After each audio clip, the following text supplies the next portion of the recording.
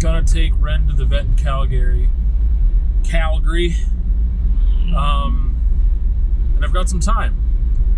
It's not great for audio. It's very windy today, and I'm driving at high speeds on the highways, so it's not great for audio, but I have the time. And there's something I wanted to talk about and explore a bit and discuss. Wow, all three things. I don't know why I do that. I'm just so verbose. But I think that goes with that definition of romanticism being an abuse of adjectives. And I think I just have an abuse of verbiage, period. Anyway, I was just thinking sometime last week, and I don't remember why it got brought up, but just about this notion of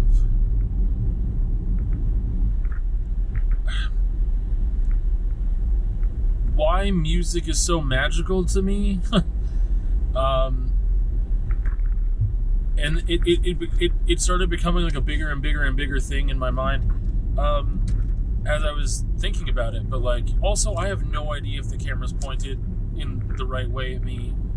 I didn't look before I started recording through like the app and whatever, line things up properly. It looks like it should be okay. But anyway, I have, like, from a couple years back, a vlog, like a conversation that I did about music. I think most of it is more of like history and my involvement in music, and I want to acknowledge some of that here, but this is different. And so, I mean, like, from a very young age I connected to music, and I think I talked about the history there more, like connecting to Michael Jackson, which will come back as like the first music that I heard that I had like an emotional connection with, that I didn't even really understand at the time, but I had that connection nonetheless. And then, you know, just in my teens especially, I think that's a time where a lot of people find music to be something incredibly cathartic and a point of connection and like something very important to them. And I definitely found that a lot. And then later on went on to create music with others and be in bands, and that was very cathartic for me, and also just part of, you know, creating as an artist. And it was fun, and it was a lot of things, but it was very, very important to me, and still is. And I guess I need to look at my notes here. The magic of music. Yeah, so I was just thinking too, like, I've talked before about separating art and the artist, and that's why I said Michael Jackson will come back here. But I was thinking the other day, the reason why I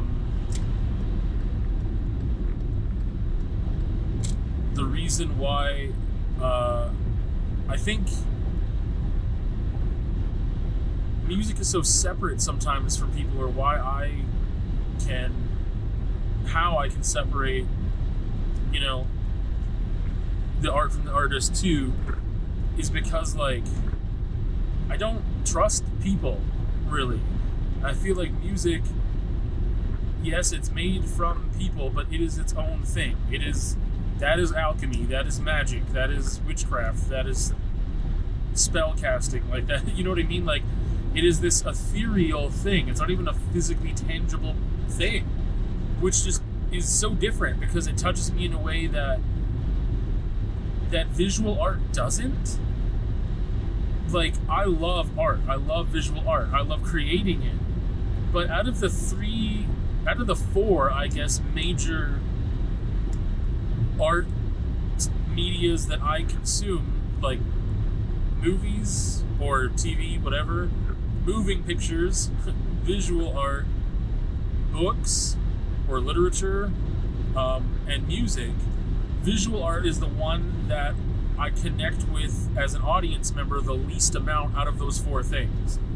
Yet it is the thing that I make primarily more than anything else. And I love art. Like, it's not saying that, like, I don't do it, like, or that I don't as a fan, enjoy visual art. I very much do, but it is not at the same level that I enjoy reading, or I don't. It is not as magical to me. The creation process is incredibly magical to me, more than the other three things. Like, when I think of like creating visual art, to me it is so special, and like there's no formula to it the way that I create, and that's when it's so funny that they're on opposite sides, because out of those four things, I feel like the other three can be much more mechanical, much more about craft, technician, whatever. There's a lot of formula that can be there. There's a lot of structure. And I mean, obviously there's magic in those things too. Making a movie, or just like hitting the right note in a song at the right time, whatever, like, yeah. But with visual art, for some reason, it's just like there's so many happy little accidents, there's so much nuance, there's so much intuitiveness that happens, layers upon layers of things to create an image that ends up being like your final work, whatever. Like, again, the way that I create art, a lot of the time, not every single time, but they're on opposite sides of that spectrum. So for me, but music was like the first art form that I really latched onto and connected with. And yeah, I believe it's just magic, and I love it, and it does a lot for me.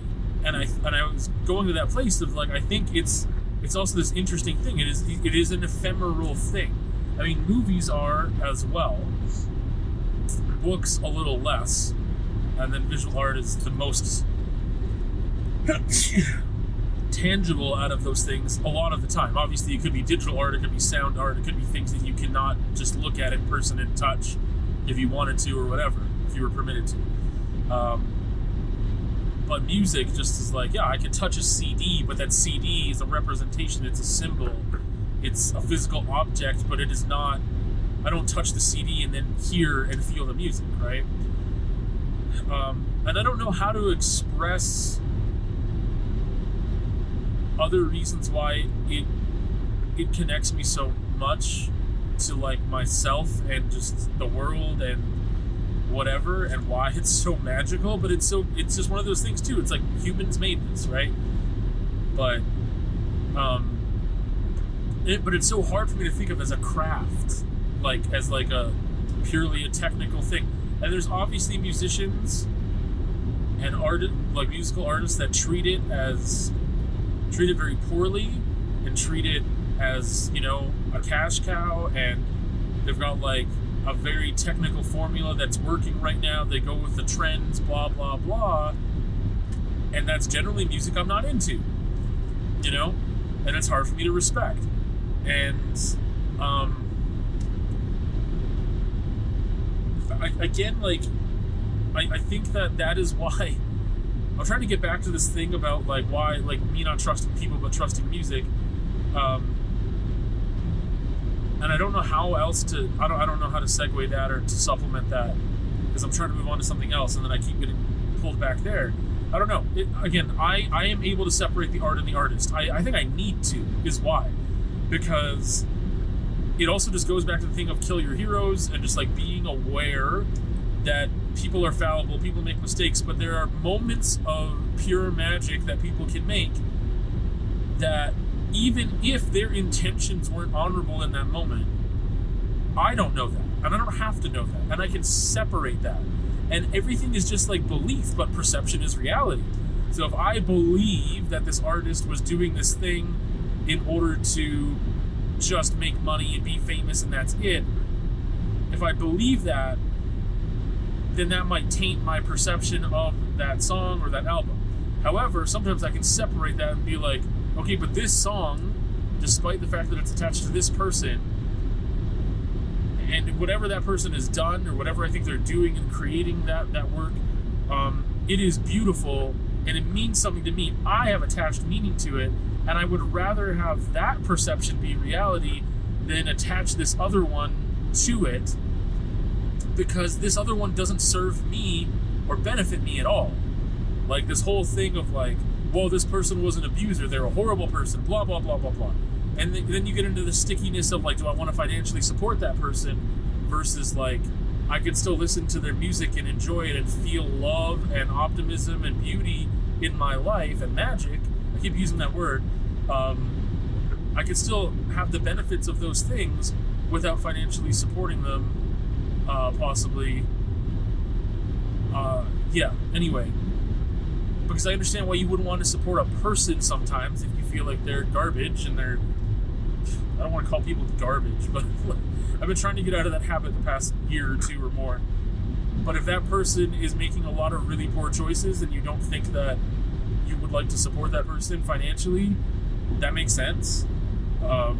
Anyway, but it's so necessary for me to separate art and the artist because everyone is fallible, and it goes back again, that thing of kill your heroes. Like, you shouldn't have heroes. You shouldn't have people that you believe are infallible.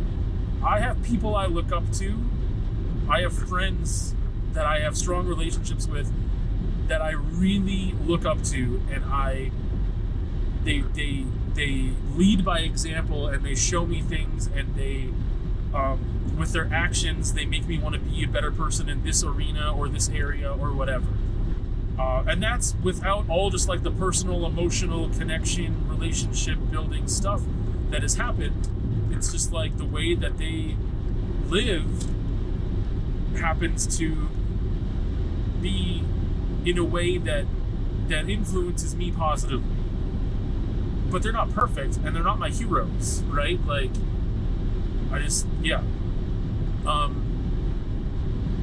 So with that art and the artist thing, and just like with music especially too, just like those are moments captured in time, and you may know the context, and sometimes the context and the history of that time and that person's life and everything else can really, really add to the feelings you have and your understanding of things, which is also a thing for me lyrically. I cannot just ignore lyrics.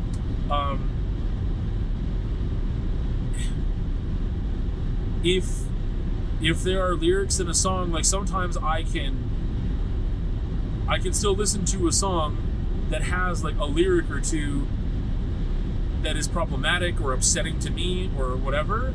There are times where I can, like, I don't know what to call it, because I don't want to call it ignoring it, because I feel it in that moment, but I let it pass and just enjoy the rest of the song. And there are times where I realize I can't enjoy the rest of the song because I have matured in a way wherein I just can't. Like, I'm just like, I just can't listen to that song anymore. That thing affects me too much negatively, even though the rest of it, whatever, this part didn't age well, and I just can't. But lyrically, I just feel those things. Like, they are a part of the art to me, and I don't know how to get around that. I lost my train of thought where I was going with things, but let me try to find my way back.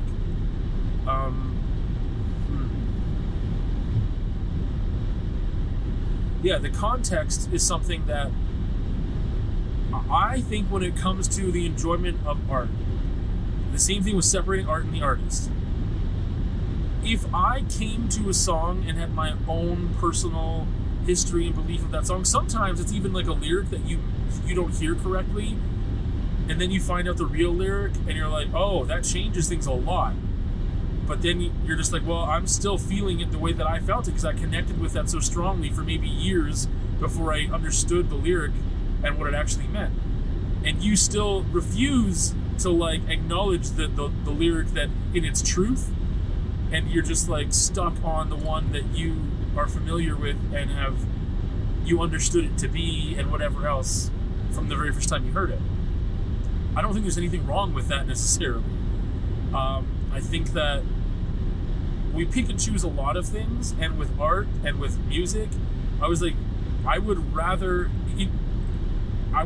have this enjoyment and this pleasurable experience with music, which flies in the face of so many other things for me, I think, of like, I would rather truth and be more miserable, or just like the ignorance is bliss thing. It's like I'd rather be knowledgeable and know the truth and then have to just like fight my way through reality than just be blissfully ignorant about things and be happier for it. And that is the burden I bear. But when it comes to music, I am acknowledging maybe the reality, but I am choosing as much as I can to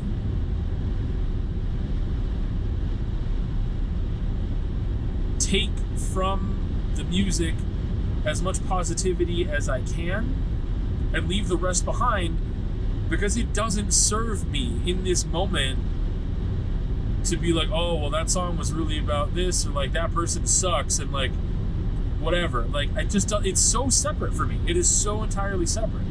I mean, if you think about movies, you know how many hundreds and hundreds and hundreds of people can be employed on a movie? And it's like, man, the guy that was filming that part with the camera, or the whatever, like craft services or whatever, how many people it takes to make a movie, I'm sure some of those people are just horrible. You know, and you don't consider that. Maybe if it was the director or one of the stars, you don't want to support them anymore, or you're like, whatever. But like, there are people suck. Like, that's just reality. A lot of people are not good. A lot. And learning to separate, I've talked about this before, and you can listen to that or watch it, about separating art from the artist and why I think it's incredibly beneficial. And a skill that I think if you don't have, you should try to learn, because I only see it as enriching your life. Anyway, and that's just me. That's what that's just me.